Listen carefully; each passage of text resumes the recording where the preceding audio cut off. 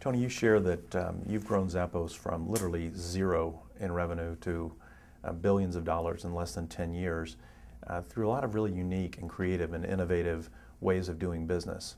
And yet you mentioned that not all the time, not everyone was behind those ideas in the beginning. For example, you talked about how Zappos Insights and activity on Twitter wasn't necessarily embraced by the board early on.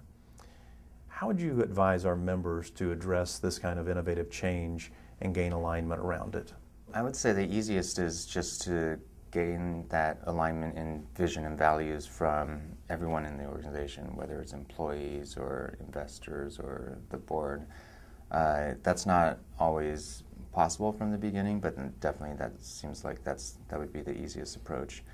Here at Zappos, a lot of what we try to do is to get rid of that bureaucracy, and we specifically build into our core values that it's about embracing and driving change and being creative, adventurous, and open-minded. And so we try to encourage more of an environment of it's easier to seek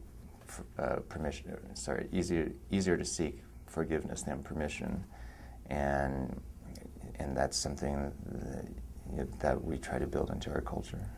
So that means both you and the rest of your management team and executive team have to be willing to let people try some things that that maybe you wouldn't have approved on the front end or maybe hadn't thought of, and be willing to, I guess, give them the latitude to fall forward, if you will. Yeah, I guess approval's probably the wrong word. We really encourage employees to, if they're passionate about something, just to run with it. And even if it falls out of their specific job description, or even if it falls out of their department, even as long as the job that they were hired to do still gets done.